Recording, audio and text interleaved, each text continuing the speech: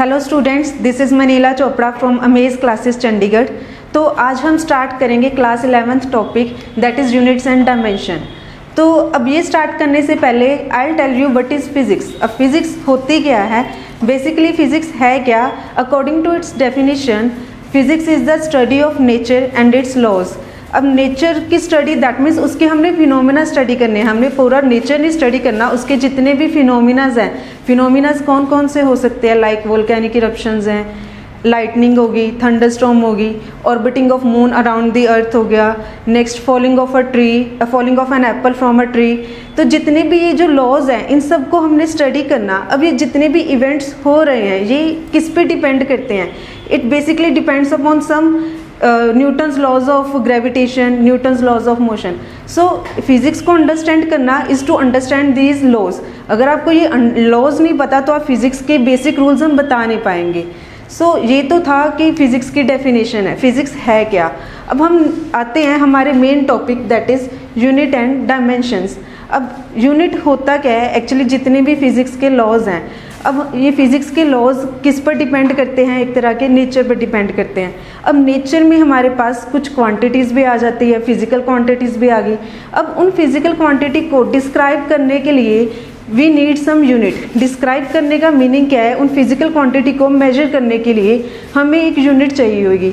अब for example अगर हमें यूनिट के बारे में कुछ पता ही नहीं है कि यूनिट है क्या, हमने यूनिट ही नहीं ली, तो अगर सपोज हमने कह दिया, मैंने कहा कि elephant is bigger than goat, elephant एक गोट से बहुत बड़ा है। अब वो कितना बड़ा है वो हम बता ही नहीं पाएंगे with the help of unit. So that means we need some units. तो अब इसमें होगा क्या, जैसे मैंने कहा elephant is bigger than goat, elephant goat से कितना बड़ा है, तो उसमें हम कह सकते हैं कि एलिफेंट का मास सपोज 200 टाइम्स 200 kg है एंड गोट का मास सपोज 20 kg है। So that means there is some difference between their masses. वो मास का जो डिफरेंस है उसको हमने किसकी हेल्प से बताया, 200 kg। मैंने लिखा था mass is equal to 200 kg। So kg is the unit. अगर मुझे यूनिट ही नहीं पता होगा, मैं अकेला ये बोल दूँ एलिफेंट का मास 200 है, तो 200 क्या है, kg में है, किस में है, वो हम बता नहीं पाएंगे। फॉर एग्जांपल एक और एग्जांपल ले लेते हैं। जैसे सपोज मैंने चंडीगढ़ के 20 सेक्टर से जाना है 17 सेक्टर जाना है। अब अगर मुझे डिस्टेंस ही नहीं पता होगा कि 20 सेक्टर से 17 सेक्टर तक हमने जाना है, तो मुझे कैसे पता चलेगा, I will not have any idea about that I should take a rickshaw और I should walk along the road. तो मुझे चलना चाहिए या रिक्शा करना चाहिए, तो वो मुझे कोई आइडिया नहीं होगा। सो दैट मीन्स अब जो डिस्टेंस है, हम डिस्टेंस को कैसे फाइंड आउट कर सकते हैं, डिस्टेंस हम कैसे बताते हैं। सपोज हम एक जगह से दूसरी जगह जा रहे हैं, तो डिस्टेंस को हम ऐसे बोल सकते हैं 1 किलोमीटर हो गया, 5 किलोमीटर हो गया। तो अगर मुझे यही नहीं पता होगा कि किलोमीटर है, यूनिट है, किलोमीटर क्या है, मुझे ये नहीं पता होगा, तो मुझे ये भी नहीं पता चलेगा कि मुझे कैसे जाना चाहिए एक जगह से दूसरी जगह। So that means units are the most important part in our basic life. हम एक जनरल से एग्जांपल ले लेते हैं।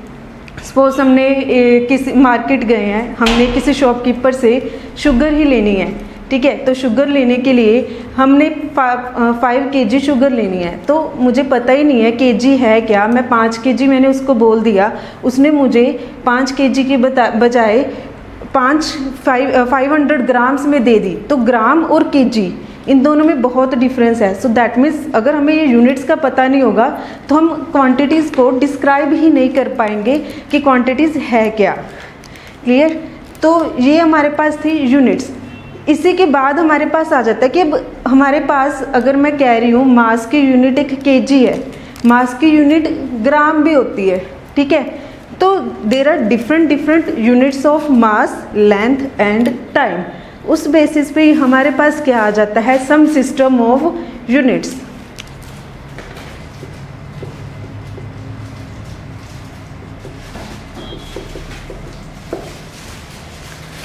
अब सिस्टम ऑफ यूनिट्स में होता क्या है, हमारे पास इसकी 3 कैटेगरी आ जाती है। First category is CGS system, second category is FPS system. Third category is MKS system and fourth category is SI system. Clear? अब CGA सिस्टम में होता क्या है? C stands for centimetre, G stands for gram and S stands for second. अब centimetre है क्या? Centimetre is the unit of length. So that means अगर हम CGA सिस्टम में हैं, हम किसी भी क्वांटिटी को CGA सिस्टम में मेजर कर रहे हैं, तो उस सिस्टम में हमारे पास लेंथ की यूनिट क्या आ जाएगी? Centimetre. Okay. Now G stands for gram. So that means length की यूनिट सेंटीमीटर है, तो ग्राम हमारे पास किसकी यूनिट आ जाती है? Mass. And S stands for second and second is the unit of time.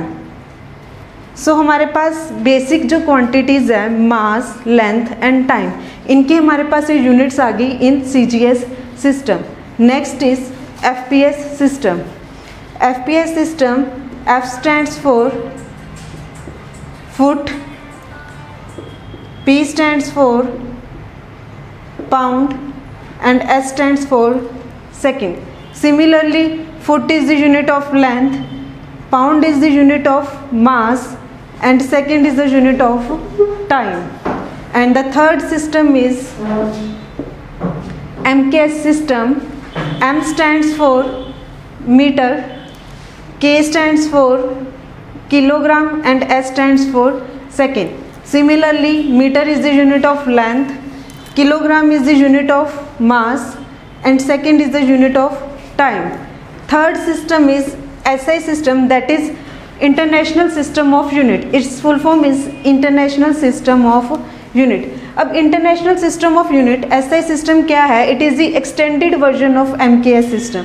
ये सेम MKS system ही है. That means SI में भी हमने मास, लेंथ और टाइम को हम किसकी हेल्प से मेजर करते हैं? मीटर, किलोग्राम और सेकेंड्स में मेजरमेंट की जाती है. अब क्वेश्चन ये आता है कि ये जो यूनिट्स हैं क्या हम अपनी तरफ से भी बना सकते हैं? ऐसा कुछ नहीं होता कि हम यूनिट्स को अपनी तरफ से बना सकें. ये प्री डिफाइंड यूनिट्स हैं और इन यूनिट्स को एक जो गवर्नर, एक अथॉरिटी होती है जो सिर्फ क्या करती है? वो एप्लीकेबल करती है. सो इंटरनेशनल बेसिस पर ये यूनिट्स को अथॉरिटी मिलती है, देन ये यूनिट्स एप्लीकेबल होने स्टार्ट हो जाती है. So this was all about units. अब यूनिट्स के बाद ही हमारे पास क्या आता है कि इन यूनिट्स की तो हमने कैटेगरीज कर ली, CGS है, FPS है, MKS है, SI है. बट इन यूनिट्स को हम देखो किसकी, मतलब ये यूनिट्स हम किस लिए यूज़ कर रहे हैं? क्वांटिटीज़ को मेजर करने के लिए, फिजिकल क्वांटिटीज़ को. सो यहाँ से हमारे पास आते हैं कि फिजिकल क्वांटिटी है क्या. क्लियर? तो जो फिजिकल क्वांटिटी होगी, लाइक हमारे पास आ गया कि किसी भी ऑब्जेक्ट का मास आ गया, किसी भी ऑब्जेक्ट की हमने अगर स्पीड फाइंड आउट करनी है, किसी भी ऑब्जेक्ट का कहीं किसी का भी हमने अगर रूम टेम्परेचर फाइंड आउट करना है, कोई कंडक्टर में से करंट फ्लो कर रहा है. सो ये सारी हमारे पास क्या आ जाती हैं? फिजिकल क्वांटिटीज़ आ जाती हैं. इन क्वांटिटीज़ को मेजर करने के लिए हम क्या यूज़ करते हैं? यूनिट्स यूज़ किए जाते हैं. क्लियर? अब नेक्स्ट इसमें हमारे पास आ जाता है कि यूनिट्स को हम इसमें यूज़ कर रहे हैं. आगे हम जितनी भी फिजिकल क्वांटिटीज़ हैं हमने उनको रिप्रेजेंट करना है. हम उनको रिप्रेजेंट कैसे करते हैं? With the help of some base units and some derived units. अब जो बेस यूनिट्स हमारे पास बेसिकली क्या है? मास, लेंथ और टाइम. देखो बेस यूनिट हमारे पास क्या होता है? एक फंडामेंटल यूनिट्स कौन सी होती है? जो किसी पे भी डिपेंड ना करे, जो ऑलरेडी प्री डिफाइंड ही हो. जैसे मास है, लेंथ है, टाइम है, हम इनको किसी की भी हेल्प से फाइंड आउट नहीं कर सकते. बट ये हमारे पास क्या आ जाती है? बेस यूनिट आ जाती है. ये किसी पे डिपेंड नहीं करती. सो जो यूनिट्स दूसरों पे डिपेंड करती है, that units are the derived units. ये हमारे पास बेस यूनिट है. तो हम इनकी डायमेंशंस अगर हमने मेंशन करनी हो, जैसे मास है, इसकी हमारे पास डायमेंशन क्या आ जाएगी? m. नेक्स्ट हमारे पास आता है लेंथ, इसकी डायमेंशन हमारे पास क्या आ जाती है? L. नेक्स्ट हमारे पास आता है टाइम और इसकी डायमेंशन क्या आती है t। तो यहीं से हमारे पास नया टॉपिक आता है that is the dimensions. So dimensions है क्या, जो हमें किसी भी क्वांटिटीज़ की डायमेंशंस बताएंगी लाइक मास, लेंथ और टाइम। अब होता क्या है, जितनी भी क्वांटिटीज़ हैं हर क्वांटिटी में डायमेंशन सेम तो नहीं रह सकती, क्लियर है। तो हर क्वांटिटी की डायमेंशंस क्या करेंगी, वेरी करेंगी, डिफ़र करेंगी।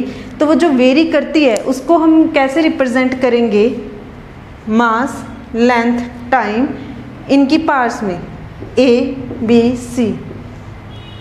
इन जनरल हम डायमेंशनल फॉर्मूला या किसी भी क्वांटिटी का डायमेंशनल फॉर्मूला अगर हमने मेंशन करना है तो हम इसको ऐसे रिप्रेजेंट कर सकते हैं, स्क्वायर ब्रैकेट्स में रिप्रेजेंट करेंगे इंक्लूडिंग मास, लेंथ, टाइम्स और इसकी पावर्स आ गई A, B एंड C। अब क्वांटिटी टू को क्वांटिटी A, B और C की वैल्यूज़ क्या करेंगी, वेरी करती जाएंगी। किसी केस में ज़ीरो भी हो सकती है, किसी केस में कोई और वैल्यू पॉजिटिव भी जा सकती है, किसी केस में नेगेटिव भी जा सकती है। सो ये था आज का हमारा topic dimension, about unit and dimensions. Next हम इसके कुछ फॉर्मूलेस डिस्कस करेंगे कि जो डायमेंशंस हमने आगे कैसे फाइंड आउट करनी है, तो हम नेक्स्ट वीडियो में आगे वो चेक करेंगे। तो हमने प्रीवियस वीडियो में डिस्कस किया था फिज़िक्स क्या है, उसकी यूनिट्स आगे उसमें क्या आ जाती है, उसकी फ़िज़िकल क्वांटिटीज़ क्या आती है, हम फिज़िक्स के इसलिए यूज़ करते हैं। तो हम लास्ट उसमें डिस्कस कर रहे थे डायमेंशंस के बारे में। तो वो जस्ट हमने स्टार्ट किया था। तो डायमेंशंस में हमने अभी क्या स्टार्ट किया था कि हमारे पास 3 बेसिक डायमेंशंस आ जाती हैं। वो 3 बेसिक डायमेंशंस को हम कैसे रिप्रेजेंट करते हैं, MLT raise to power ABC enclosed in a square bracket, ये हमने अभी डिस्कस किया था। तो आगे आज हम डिस्कस करेंगे कि अगर हमारे पास डिफरेंट क्वांटिटीज़ हैं तो उनको हमने इस डायमेंशंस की फॉर्म में कैसे राइट डाउन करना है। तो फॉर एग्जांपल अभी मैं बिल्कुल सिंपल फॉर्मूला लूँगी। तो सपोज हमारे पास आ जाता है सिंपल वन एरिया, और मैंने एरिया की डायमेंशंस फाइंड आउट करनी है। तो मैं एरिया की डायमेंशंस कैसे फाइंड आउट करूँगी, देखो मैं चाहे एरिया ले लूँ रेक्टेंगल का, चाहे ले लूँ स्क्वायर का, कोई भी चाहे ले लूँ सर्कल का, तो हर एक के केस में क्या है, एरिया है तो दैट मीन्स एरिया की डायमेंशन हमेशा सेम ही रहेगी, जैसे उसकी यूनिट्स भी सेम रहती हैं, क्लियर। तो एरिया सपोज मेरे पास क्या है, रेक्टेंगल है, तो उसके केस में एरिया का फॉर्मूला क्या होगा, area is equal to length into breadth. अब लेंथ हमारे पास क्या होता है, ये लेंथ की डायमेंशंस अभी मैंने आपको बताया था। अगर हमारे पास किसी भी फॉर्मूले में मास आ जाए तो उसकी डायमेंशन क्या होगी, m। अगर उसमें आ जाए लेंथ तो उसकी डायमेंशन क्या होगी, l। और अगर उसमें आ जाए टाइम तो उसकी डायमेंशन क्या होगी, t। तो लेंथ की डायमेंशन हमारे पास यहाँ पे क्या हो जाएगी, l। Breadth is also a length, distance है एक तरह का, तो उसकी भी डायमेंशन क्या होगी, l। तो हमारे पास इसकी डायमेंशन क्या आ गई, L2, क्लियर। तो अगर हमने इसको फॉर्मूले में रिप्रेजेंट करना है तो इसको मैं कैसे लिख सकती हूँ, मैं इसको एज इट इज़ भी लिख सकती हूँ या फिर हम इसको ऐसे भी लिख सकते हैं m raise to power 0 L2 and t raise to power 0। ये हमारे पास आया डायमेंशनल फॉर्मूला एरिया का, सबसे सिंपलेस्ट वन। नेक्स्ट हम ले लेते हैं, जैसे एरिया का ये आया तो दैट मीन्स अगर हमने सिंपल एक डिस्टेंस ही लिखना है तो डिस्टेंस के केस में हमारे पास डायमेंशन फॉर्मूला क्या आ जाएगा, simple L, clear. Then third हम फॉर्मूला इसमें ले लेते हैं स्पीड। अगर मुझे फाइंड आउट करनी है डायमेंशन स्पीड की, तो स्पीड हमारे पास क्या होता है, डिस्टेंस ओवर टाइम। तो अब हम इसमें क्या करेंगे, डिस्टेंस और टाइम इन दोनों की डायमेंशंस पुट करेंगे। डिस्टेंस की डायमेंशंस क्या होती हैं, L। टाइम की डायमेंशन क्या होती है, T। और ये हमारे पास क्या बन गया, L into T raise to power -1। So LT minus 1 is the dimension of speed. Similarly अगर मुझे फाइंड आउट करनी है वेलोसिटी की, वेलोसिटी का फॉर्मूला हमारे पास क्या होगा, displacement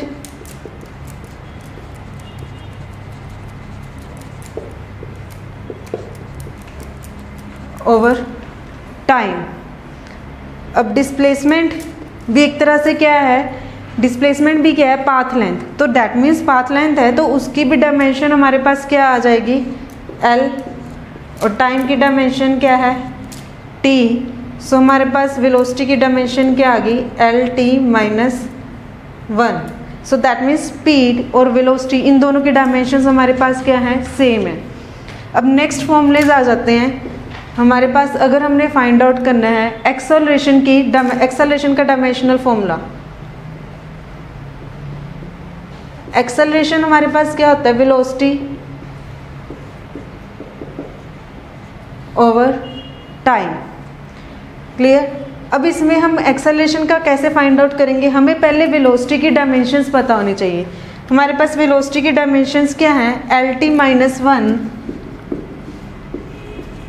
time L T minus 2। तो ये हमारे पास आ गई एक्सेलरेशन की डायमेंशंस। सो ऐसे ही अगर आपको इनकी बेसिक वैल्यूज़ पता है तो आप और भी फॉर्मूलेस के डायमेंशन फाइंड आउट कर सकते हो। जैसे फॉर एग्जांपल आपने फाइंड आउट करना है फोर्स का फाइंड आउट कर सकते हैं। फोर्स का हमारे पास क्या होता है, मास इनटू एक्सेलरेशन। तो मास की यूनिट क्या होती है, मास की डायमेंशंस हमारे पास क्या आ जाएंगी, m। एक्सेलरेशन की हमारे पास यूनिट की डायमेंशंस क्या होती है, l t माइनस 2। तो ये हमारे पास आ गया फोर्स का डायमेंशनल फॉर्मूला। अगर सपोज मैंने फाइंड आउट करना है gravitational constant, that is universal gravitational constant, अब उसका हमारे पास रिलेशन क्या होता है, force is equal to G m1 m2 over r square. यहाँ से हमारे पास g की वैल्यू क्या आ गई, F R square over m1 m2। अब हमारे पास फोर्स की डायमेंशन क्या थी, ये डायमेंशन है, ये हम इसमें पुट कर देंगे m l t minus 2। Distance की डायमेंशन क्या है हमारे पास, l, सो स्क्वायर आ गया। m1 m2 मास की डायमेंशन क्या होती है, m। दो मासेस हैं तो इसको हम कैसे लिख सकते हैं, m स्क्वायर। क्लियर। तो आगे हम इसको सॉल्व करेंगे, m raise to power 1 and this one raise to power 2। We have m raise to power minus 1, l power 1 and power 2, l power 3, t raise to power minus 2। So यहाँ से हमारे पास आगे gravitational constant की dimensions. ऐसे ही हमारे पास there are large number of quantities. अब हर क्वांटिटी की अगर आपको उनके फॉर्मूलेस पता है आप उसकी डायमेंशंस फाइंड आउट कर सकते हो। अब हमारे पास ये क्वेश्चन आता है कि डायमेंशंस का हमारा यूज़ कहाँ कहाँ पे आ जाता है। देखो, एक तो मैंने ये कहा था कोई भी क्वांटिटी है उसको डिस्क्राइब करने के लिए हमें क्या चाहिए, उसकी डायमेंशंस चाहिए, that is mass, length, time, ये उसको डिस्क्राइब करने के लिए चाहिए। नेक्स्ट हमारे पास उसमें क्या आ जाता है, उसकी एप्लीकेशंस। अब एप्लीकेशंस में हमारे पास फर्स्ट एप्लीकेशन से पहले हमारे पास उसमें क्या आएगा, इसका प्रिंसिपल इसका क्या है, principle of homogeneity of dimensions. अब उसमें हमारे पास होता क्या है,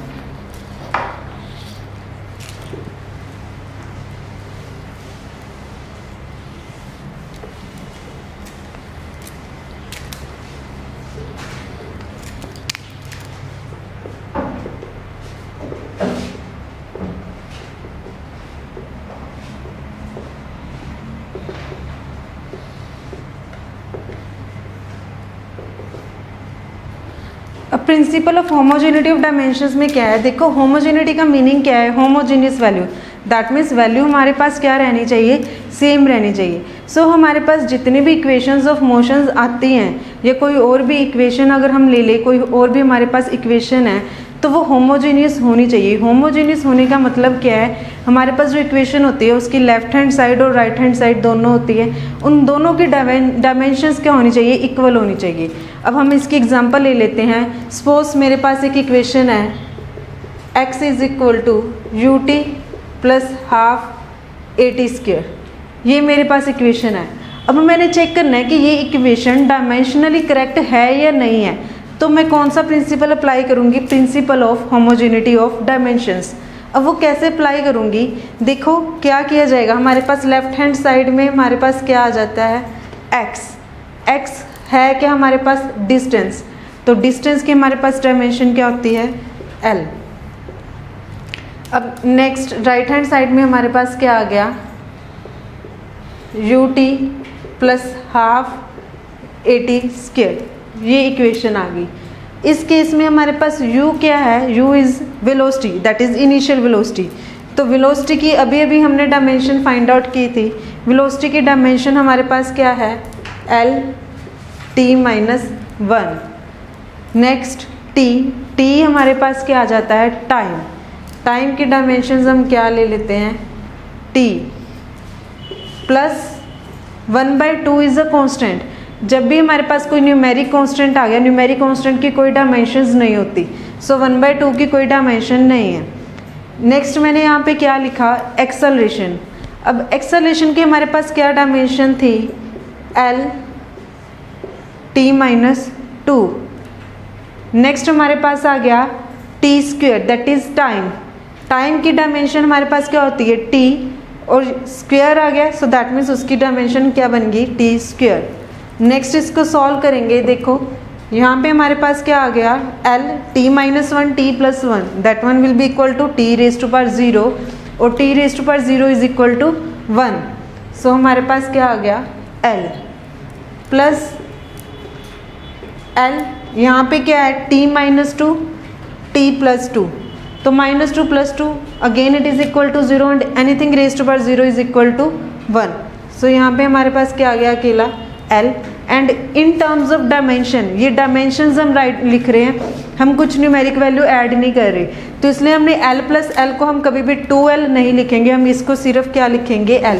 इसकी डायमेंशन क्या है, l। तो यहाँ से हमारे पास क्या आ गया, लेफ्ट हैंड साइड और राइट हैंड साइड दोनों क्या आ गई, इक्वल आ गई। सो दैट मीन्स ये हमारे पास क्या बन गया, principle of homogeneity of dimensions. यही उसकी एक एग्जांपल थी। तो नेक्स्ट इसमें हमारे पास आ जाता है, ये था एक फर्स्ट इसकी एप्लीकेशन। मैंने आपको कहा था हम इसकी एप्लीकेशंस करेंगे, कहाँ कहाँ ये यूज़ होता है, ठीक है। तो वो जो एप्लीकेशन अब आगे हम नेक्स्ट करेंगे, वो हम नेक्स्ट वीडियो में आगे डिस्कस करेंगे। यहाँ तक उसकी प्रिंसिपल आ गया, नेक्स्ट उसका क्या क्या यूज़ है वो नेक्स्ट वीडियो में डिस्कस किया जाएगा। Thank you.